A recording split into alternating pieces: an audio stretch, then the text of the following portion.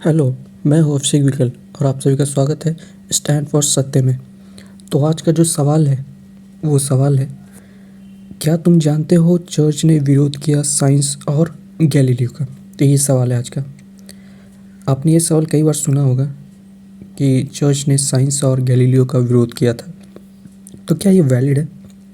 चलिए इसको समझते हैं हम अच्छे से। गैलीलियो गैलीली द्वारा प्रस्तावित हेलियोसेंट्रिक मॉडल का विरोध केवल धार्मिक असहमति पर आधारित नहीं था। ये एक ऐतिहासिक संदर्भ और उस समय के प्रचलित वैज्ञानिक मान्यताओं को समझना महत्वपूर्ण है, तभी इसको हम समझ पाएंगे। गैलीलियो के युग के दौरान प्रमुख वैज्ञानिक मॉडल भू केंद्रित मॉडल था, यानी कि जियोसेंट्रिक मॉडल, जिसे प्राचीन यूनानी दार्शनिक जो थे एरिस्टोटल अरस्तु द्वारा विकसित किया गया था और खगोल शास्त्री क्लॉडियस टॉलेमी द्वारा इसका विस्तार किया गया था। इस मॉडल ने पृथ्वी को ब्रह्मांड के केंद्र में स्थापित किया, जिसमें आकाशीय पिंड और सूर्य उसके चारों ओर घूमते थे। अपने समय के दौरान ज्ञान के विभिन्न क्षेत्रों में महत्वपूर्ण योगदान के कारण अरस्तु को अक्सर विज्ञान का जनक, फाउंडर ऑफ साइंस कहा जाता है। उन्होंने प्राकृतिक दर्शन में पर्याप्त प्रगति की, जिसमें वो शामिल है जिसे अब हम भौतिकी, जीव विज्ञान और अन्य प्राकृतिक विज्ञान के रूप में पहचानते हैं।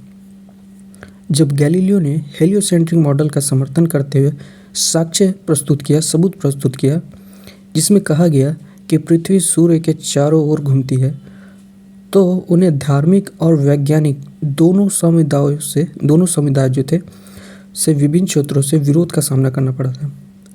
यह समझना महत्वपूर्ण है कि गैलीलियो के विचारों से असहमति केवल धार्मिक संस्थानों तक ही सीमित नहीं थी।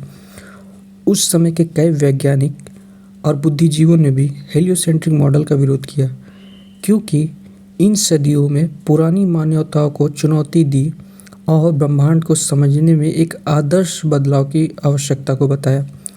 उस युग का वैज्ञानिक समुदाय जो सदियों से एरिस्टोटल और टॉलेमिक के विचारों से प्रभावित था, उन स्थापित मान्यताओं के विपरीत नए सिद्धांतों को स्वीकार करने के लिए प्रतिरोधी था। खगोल शास्त्री जो गैलीलियो के सूर्य केंद्रित मॉडल यानी हेलियोसेंट्रिक मॉडल को स्वीकार करने के प्रति प्रतिरोधी थे। आइए देखते हैं कौन थे। टाइको ब्राहे एक डैनिश खगोल शास्त्री थे जो आकाशीय पिंड के सटीक अवलोकन के लिए जाने जाते थे। उन्होंने एक भू केंद्रित मॉडल जियोसेंट्रिक मॉडल का विकसित किया, जिसे टाइकोनिक प्रणाली के नाम से जाना जाता है, जिसमें हेलियोसेंट्रिक और जियोसेंट्रिक मॉडल के तत्वों को संयोजित किया गया। ब्राहे को गैलीलियो के सूर्य केंद्रित विचारों पर संदेह था और उन्होंने इस धारणा को खारिज कर दिया कि पृथ्वी घूमती है। वहीं एक और थे हिरोनिमस फैब्रिकियस, जिसे फैब्रिकियस अब एक्वापेंडेंट के नाम से भी जाना जाता था। ये एक इटालवी शरीर रचना विज्ञानी और खगोल शास्त्री थे। वो गैलीलियो के दूरबीन अवलोकनों के आलोचक थे और उनका मानना था कि उसके जो भू केंद्रित ढांचे हैं उसके भीतर समझाया जा सकता है सिर्फ केवल। फैब्रिकियस जो थे, उन्होंने हेलियोसेंट्रिक मॉडल का विरोध किया और ब्रह्मांड की अधिक पारंपरिक समझ बनाए रखी।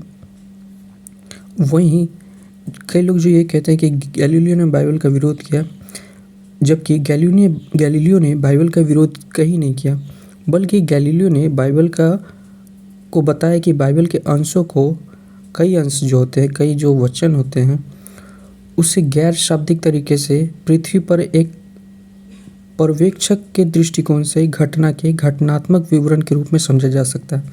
मतलब कि कहने का अर्थ था गैलीलियो का कि बाइबल में जो कई ऐसे वचन हैं जिसको आप लिटरल नहीं ले सकते, वो एलेगोरिक और फिगरेटिव है, अलंकारिक भाषा में वो लिखे गए हैं, और कई जो ऐसे वर्णन है वो पृथ्वी के दृष्टिकोण से समझाया गया, क्योंकि कई उस समय जो थे वो बाइबल के वचनों को उससे लिटरल लेके उसे जोड़ते थे इसके साथ। क्या बोलता है कि सूर्य जो है वो घूमता है पृथ्वी के, इस तरह का वो कहते थे, क्योंकि वो बाइबल के वचनों को उससे लिटरल ले लेते थे। पर गैलीलियो का कहना था कि वो जो वचन है वो पृथ्वी के दृष्टिकोण से समझाया गया है, उसे उसे लिटरल नहीं लेना है, बल्कि वो एक एलेगोरिकल लैंग्वेज है, एक प्रतीकात्मक लैंग्वेज है, भाषा है।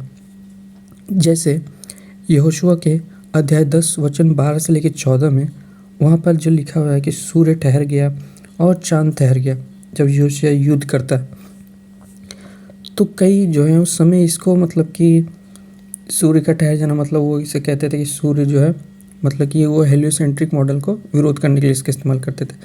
पर ये लिटरल नहीं है, ये एक प्रतीकात्मक भाषा है। इसका उपयोग किसी विस्मयकारी क्षण का वर्णन करने के लिए किया गया था। यह समय में एक ठहराव की प्रतिनिधित्व करता है जहाँ हर चीज़ अपनी सांसें रोकती हुई प्रतीत होती है और उस क्षण की सुंदरता या महत्व ही एकमात्र फोकस बन जाता है।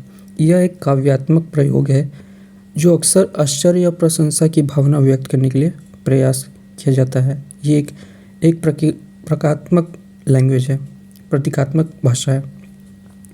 उसी तरह भजन संहिता के 19 उसके अध्याय 4 से लेकर 6 में यहाँ पर भी जो लिखा है कि सूर्य जो है एक दूल्हे के समान वो एक चक्कर से निकाल के दूसरे चक्कर तक घूमता है। तो इसे भी कई लोग लिटरल लेते थे, जबकि हमको समझना है कि भजन संहिता जो है एक कविता की पुस्तक है, एक काव्य पुस्तक है, तो उसकी भाषा को आप लिटरल नहीं ले सकते हैं। वहाँ भी एक प्रतीकात्मक रूप एक भाषा है। वहाँ पे सूर्य को प्रतीकात्मक रूप से एक दूल्हे के रूप में वर्णित किया गया है जो अपने कक्ष से निकल रहा है और एक चैंपियन है जो अपनी दिशा में चलने का आनंद ले रहा है। यह विवरण आकाश में सूर्य की गति से जुड़ी सुंदरता और गतिशीलता को उजागर करता है जो पृथ्वी से देखे गए इस खगोलीय पिंड का विस्मयकारी प्रकृति को दर्शाते हैं। जो अर्थ के पर्सपेक्टिव से हम जो सूरज को देखते हैं, ये वो बताने की कोशिश किया गया है, ना कि इसे लिटरल हम ले सकते हैं। तो जब भी हम बाइबल पढ़ते हैं हमको ये ध्यान देना ज़रूरी है। यही गैलीलियो ने कहा था। तो क्या चर्च ने विरोध किया साइंस और गैलीलियो का? नहीं। उस समय के जितने भी बड़े वैज्ञानिक थे और जो उस समय के खगोल शास्त्री थे, उन्होंने भी गैलीलियो का विरोध किया था। क्यों? क्योंकि पुराने ज़माने से जो साइंस चला आ रहा था, जियोसेंट्रिक मॉडल, वो उसी को मानते आ रहे थे और ये एक नया आया था जिसके कारण लोग इसे एक्सेप्ट नहीं कर रहे थे। ये आज भी होता है क्योंकि साइंस डेवलप होते रहता है, डेवलप हो रहा है।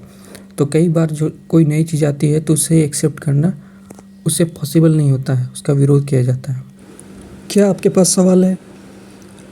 अगर आपके पास सवाल है तो आप अपने सवाल हमें भेज सकते हैं।